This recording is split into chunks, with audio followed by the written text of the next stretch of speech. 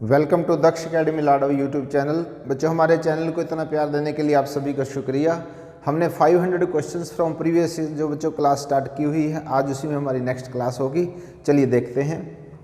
बच्चों, ये first question देखिएगा जरा। बहुत बार रिपीट होता है ऐसे क्वेश्चंस, लेकिन बच्चों को बड़ी प्रॉब्लम आती है इन क्वेश्चंस में, और देख के एक बार लगता है कि इन क्वेश्चंस को सॉल्व कैसे करेंगे। बच्चों बहुत ईजी है, सिर्फ एक कंसेप्ट को समझ लीजिएगा। जब कभी इस तरह से सर्च में दे रखो बच्चों पावर्स का, तो आपने क्या करना है, ये ध्यान रख लीजिएगा ऐसे। ओके, जो यहाँ पे होंगे इन सभी को मल्टीप्लाई कर दीजिएगा, और जो इस तरह से होगा, जैसे मैंने एरो लगाया है, तो इनको आपस में मल्टीप्लाई कर दीजिएगा। इसी तरह से यहाँ पे ये पावर्स होंगी मल्टीप्लाई, और ये यहाँ पे होंगी। ज़्यादा हमें बेसिक में जाने की ज़रूरत नहीं है।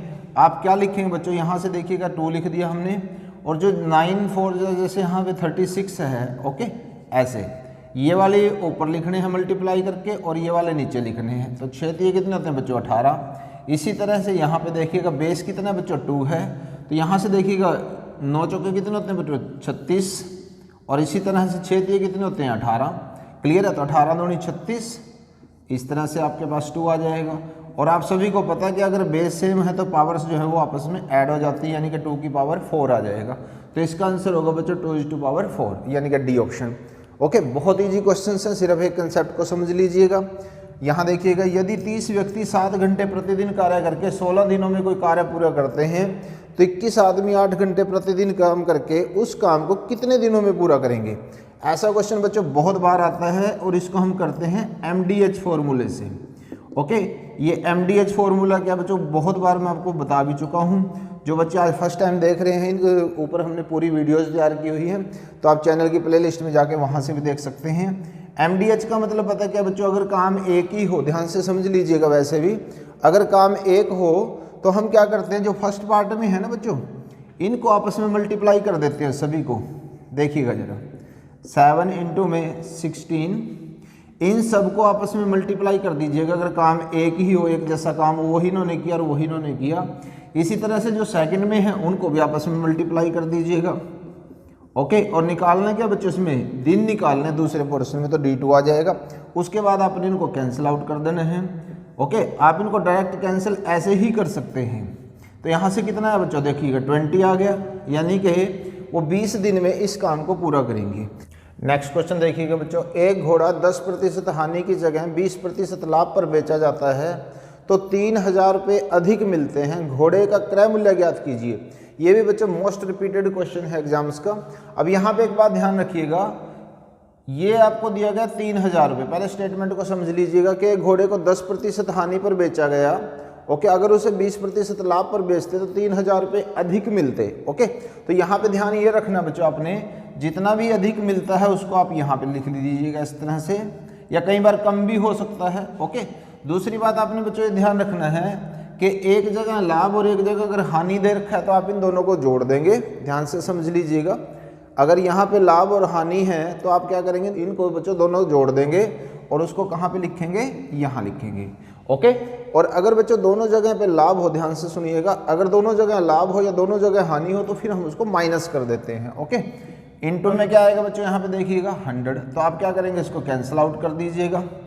क्लियर है? तो इसका जो आंसर आया बच्चों वो कितना आया, 10,000 रुपये, यानी कि हमारा ऑप्शन जो है वो सी हो जाएगा। ओके, तो आंसर कितना है बच्चों, 10,000 रुपये। डायरेक्ट आप यहाँ से क्रय मूल्य निकाल सकते हैं, CP निकाल सकते हैं। ओके, ये क्वेश्चन देखिएगा, 5 मेज और 6 कुर्सियों की कीमत 2884 रुपये है। 15 मेजों और 18 कुर्सियों की कीमत क्या होगी। ऑप्शंस देख लीजिएगा। जब कभी बच्चों इस तरह का कोई भी क्वेश्चन आए तो आपने एक चीज़ ध्यान रखनी है कि इनकी रिलेशन इनके साथ देखनी है। कुछ बनता है क्या, देखिएगा। आप यहाँ देख रहे हैं 5 मेज हैं, तो यहाँ पे कितने हो गए बच्चों, देखिएगा 15 मेज हो गए। यहाँ 6 कुर्सियाँ हैं, तो यहाँ पे कितने हो गए, 18 कुर्सियाँ हो गई हैं। तो आप देख रहे होंगे कि 5 को अगर 3 से गुणा करते हैं तो 15 आता है, 6 को अगर 3 से गुणा करते हैं तो 18 आता है। ओके, आई होप समझ गए होंगे। तो हमें क्या करना बच्चों, इसको जैसे हम 3 से गुणा करते हैं तो हम इस कीमत को भी 3 से गुणा कर सकते हैं। यानी कि जो आपके पास ये कीमत दे रखी है, इसको जस्ट आपने 3 से मल्टीप्लाई कर देना है। 3 चौके 12, और ये आएगा आपके पास 3 8 24 और 2 26, 2 3 दूनी 6 और 8652 रुपये आपका आंसर आ जाएगा, यानी कि ऑप्शन सी होगा। तो जब कभी कोई ऐसा क्वेश्चन है तो इनकी रिलेशन जरूर देख लीजिएगा, ऐसे क्वेश्चन से रिलेशन से ही हो जाते हैं। ओके, नेक्स्ट क्वेश्चन देखिएगा बच्चों, यदि x/2y इक्वल टू 6/7 है तो x माइनस में y divided by x plus Y plus 14/19 की वैल्यू आपको फाइंड आउट करनी है। ये ऑप्शंस हैं। तो बच्चों सबसे पहले हमें क्या काम करना है, यहाँ पे x/y की रेशियो टाइप में हम निकालते हैं। तो इस 2 को यहाँ पे मल्टीप्लाई करते हैं तो बच्चों कितना हो जाता है 12 में 7, यानी कि x की वैल्यू को हम 12 रखेंगे और y की वैल्यू को हम 7 रखेंगे इसके अंदर, और फिर उसके बाद हम उसको सॉल्व करेंगे। ओके, अब यहाँ देखिएगा x की वैल्यू 12 रखते हैं, y की वैल्यू 7 रखते हैं, तो बच्चों कितना आएगा 5y में 12 प्लस में 7 कितना हो जाएगा बच्चों, यहाँ से 19 हो जाएगा, और प्लस में क्या बच्चों देखिएगा 14/19। एलसीएम अगर इसका लेते हो तो कितना बनता है बच्चों 19, और इन दोनों को प्लस करते हो तो कितना बनता है बच्चों, यहाँ से देखिए क्योंकि एलसीएम में दोनों जगह पे 19 है तो इसलिए 1 1 आ जाएगा, तो इन दोनों को आप सीधा प्लस करके आंसर कितना आ जाएगा बच्चों, इसका 1 होगा, यानी कि सी ऑप्शन आ जाएगा। ओके, नेक्स्ट क्वेश्चन देखिएगा, एक घड़ी को 863 रुपये में बेचने पर उतना ही लाभ होता है जितने की उसे 631 रुपये में बेचने पर हानि होती है। ओके, ऐसा क्वेश्चन भी बच्चों बहुत रिपीट होता है। आपने क्या ध्यान रखना, जब कभी ऐसा क्वेश्चन आए जितना लाभ है उतनी ही हानि हो तो आप इन दोनों को प्लस कर दीजिएगा। ओके, यानी कि आपने क्या करना बच्चों, 863 में 631 को प्लस करना है और उसको 2 से डिवाइड करना है, ये ध्यान रखिएगा। तो यहाँ से इसका क्रय मूल्य यानी कि कॉस्ट प्राइस आ जाएगी। तो जब बच्चों आप इनको प्लस करते हैं तो कितना बनता है, यहाँ से देखिएगा 4, और ये कितना आएगा बच्चों 9, और ये कितना होगा बच्चों यहाँ से 14 डिवाइडेड बाई 2। तो इसका मतलब जब आप इसको डिवाइड करते हो तो ये आंसर आ जाएगा 747, इसका मतलब है ऑप्शन बी आपका आंसर होगा। नेक्स्ट क्वेश्चन देखिएगा बच्चों, किस वार्षिक चक्रवृद्धि ब्याज की दर से 16,000 रुपये का 2 वर्ष का जो मिश्र धन यानी कि अमाउंट जो है वो 17,640 रुपये हो जाएगा। ओके, ऐसे क्वेश्चन को बच्चों हमें बेसिक फॉर्मूले से नहीं करना है, हम इसको डायरेक्ट मेथड से करेंगे। देखिएगा जरा, विद इन सेकंड आपका आंसर आएगा। ये हमारा मूलधन है बच्चों, सबसे पहले तो आप देख लीजिएगा यहाँ पे 16,000 रुपये, जिसको प्रिंसिपल भी बोलते हैं, और ये मिश्र धन आप इस तरह से लिखेंगे जिसको हम अमाउंट बोलते हैं 17,640। ओके, आपने क्या करना बच्चों, सबसे पहले इसको कैंसिल आउट कर दीजिएगा जितना ज़्यादा से ज़्यादा हो सकता है। ओके, तो ये कितना आएगा बच्चों, देखिएगा यहाँ 4 से करेंगे तो 400 आ जाएगा, और जब हम यहाँ पे 4 से करते हैं तो 441 आ जाएगा, आगे डिवाइड नहीं होता। अब ध्यान से समझ लीजिएगा, यहाँ पे 2 वर्ष अगर दे रखा हो, बहुत आसान मेथड है बच्चों ये करने के लिए, 2 वर्ष दे रखा है तो इसका वर्गमूल कर दीजिएगा, और अगर 3 वर्ष होगा तो बच्चों इसका घनमूल कर दीजिएगा। ओके, तो जब हम इसका वर्गमूल करते हैं तो बच्चों कितना आता है 20, और यहाँ से कितना आता है बच्चों 21। तो इन दोनों का डिफरेंस देखिएगा बच्चों, 20 रुपये की चीज़ हम अगर 21 रुपये में बेचें तो हमें 1 रुपये का फ़ायदा होता है। ओके, ध्यान से समझ लीजिएगा इसको। तो आपने क्या करना, दर निकालने के लिए क्या करोगे, जितना बीच का गैप है, जैसे 1 है यहाँ पे, तो बटे में क्या करोगे, मूलधन करते हैं हम, और गुणा में क्या करोगे बच्चों 100 कर दोगे आप यहाँ से। तो इसका मतलब सीधा ही आपके पास जो दर है वो 5% आंसर यहाँ से आ जाएगा। ये बच्चों चक्रवृद्धि ब्याज में अगर दर निकालनी है उसका बहुत ही आसान मेथड है, ध्यान से समझ लीजिएगा। 2 वर्ष होंगे तो बच्चों क्या करना, वर्गमूल करेंगे, और अगर 3 वर्ष हो जाएगा तो घनमूल कर देंगे। नेक्स्ट क्वेश्चन देखिएगा बच्चों, एक कमरे की लंबाई, चौड़ाई और ऊंचाई क्रमशः 12 मीटर, 9 मीटर और 8 मीटर है। इसमें अधिक से अधिक कितना लंबा बांस रखा जा सकता है। आप जिस रूम में बैठे हैं बच्चों उसमें देखिएगा जरा कि अगर हम उसमें बड़े से बड़ा बांस रखना चाहेंगे तो कहाँ पे रखा जा सकता है। फर्श के कोने से लेकर और जो छत का एक कोना होगा वहाँ तक रखा जा सकता है।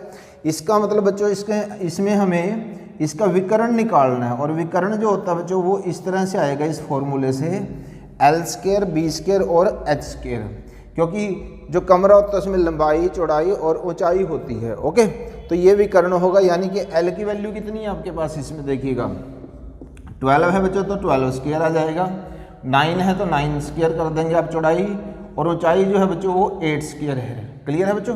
तो यहाँ से देखिएगा ये कितना बना बच्चों 144, और ये 81, और प्लस में 64। तो जब आप इनको प्लस करते हैं तो बच्चों ये आता है 289, क्योंकि ये स्क्वायर रूट में है बच्चों। ओके, तो इसका मतलब इसका जो आंसर आएगा वो 17 सेंटीमीटर आएगा। बहुत आसान मेथड से आप डायरेक्ट क्वेश्चन का आंसर निकाल सकते हैं, यानी कि सी ऑप्शन आपका हो जाएगा। नेक्स्ट क्वेश्चन देखिएगा बच्चों, एक व्यक्ति अपने आयताकार प्लॉट जिसकी लंबाई और चौड़ाई क्रम से 25 मीटर और 9 मीटर है के बदले में समान क्षेत्रफल, यानी कि जितना एरिया उस प्लॉट का है उसी क्षेत्रफल का एक वर्गाकार प्लॉट लेना चाहता है, उस वर्गाकार खेत का परिमाप क्या होगा बच्चों, ये बताना हमें। ओके, तो सबसे पहले तो आप ये देखिएगा बच्चों, जो हमारा एक आयताकार प्लॉट होता है वो इस तरह से होगा और जो एक वर्गाकार प्लॉट होगा वो इस तरह से होगा। यानी कि आयत में लंबाई और चौड़ाई अलग अलग होती है और वर्ग में लंबाई और चौड़ाई जो है वो एक ही जैसी होती है, यानी कि इसकी चारों भुजाएं समान होती हैं। अब आपको ये कहा गया है इसके अंदर कि जिस आयताकार प्लॉट की लंबाई 25 मीटर और चौड़ाई जो है वो 7 मीटर है, जितना इसका क्षेत्रफल है उतने ही क्षेत्रफल का ये प्लॉट जो है वो व्यक्ति लेना चाहता है। इसका क्षेत्रफल और इसका क्षेत्रफल बराबर है, तो वर्ग का क्षेत्रफल जो होता है बच्चों, अगर हम इसकी भुजा को ए माने तो इसका मतलब जो इसका क्षेत्रफल होता है बच्चों ए स्क्वायर होता है, और जो इसका आयत का क्षेत्रफल होता है वो लंबाई गुणा में चौड़ाई। जब हम इन दोनों को मल्टीप्लाई करते हैं तो बच्चों आता है 225, यानी कि ये है बच्चों 15 का स्क्वायर। तो इसका मतलब जो ए की वैल्यू आएगी बच्चों वो कितनी आएगी, 15। क्लियर है, यानी कि इस वर्ग की भुजा जो है बच्चों वो 15 मीटर आई है। अब हमें क्या निकालना बच्चों, इस वर्गाकार खेत का परिमाप निकालना है, यानी कि इसका पैरामीटर निकालना है। तो अगर एक भुजा 15 है तो सारियों को जोड़ करोगे या 15 को 4 से गुणा करोगे तो जो परिमाप होता है बच्चों वो भुजा गुणा में 4, यानी कि 60 आ जाएगा आपके पास इसका आंसर 60 मीटर, और ये ऑप्शन होगा बच्चों डी। आई होप ये क्लियर हो रहा होगा। तो स्टेटमेंट से मत डरिएगा, क्वेश्चन के कंसेप्ट को समझिएगा, बहुत इजी हो जाता है। एक क्वेश्चन और देखते हैं। 9, 10, 11, 12 से लेकर 41 तक का औसत ज्ञात करना है, एवरेज ज्ञात करना है। तो आपको पता बच्चों एवरेज क्या होता है, आंकड़ों का योग बटे में आंकड़ों की संख्या। अगर आप इन सारों को प्लस करेंगे तो बहुत लंबा जाएगा। जब कभी भी ये देखिएगा ध्यान से, इनका गैप सेम हो, ओके ध्यान से देख लो जरा, यहाँ पे गैप कितना है बच्चों 1 1 का है सभी में। इस तरह की कोई भी सीरीज हो अगर उसका गैप सेम हो तो जो औसत होता है बच्चों वो आपने क्या करना, फर्स्ट प्लस में लास्ट, ओके, और बाय में 2। ध्यान से देख लीजिएगा, जब कभी सीरीज का गैप सेम हो तो आपने क्या करना, औसत निकालने के लिए फर्स्ट प्लस में लास्ट को करेंगे और बाय में 2 कर देंगे, तो आपके पास ये एवरेज आ जाएगी सारी सीरीज की। तो यहाँ पे देखिएगा 50 बटे में 2 और 25 आपका आंसर आ जाएगा, यानी कि ऑप्शन बी। अगर आप इसको सभी को प्लस करके फिर संख्या से भाग करोगे तो बहुत लंबा जाता है बच्चों। तो इस तरह के क्वेश्चंस को हम इस तरह से डील कर सकते हैं। सो बाकी क्लासेस की तरह बच्चों ये क्लास भी आपको बहुत पसंद आई होगी, सभी कंसेप्ट अच्छे से क्लियर हुए होंगे। सो वीडियो को लाइक शेयर कमेंट करना मत भूलिएगा, और चैनल पर नए हैं तो सब्सक्राइब जरूर कीजिएगा। नोटिफिकेशन बेल को जरूर प्रेस कीजिएगा ताकि टाइम टू टाइम हमारी हर वीडियो की नोटिफिकेशन आप तक आती रहे। आपका प्यार देने के लिए शुक्रिया, थैंक यू वेरी मच।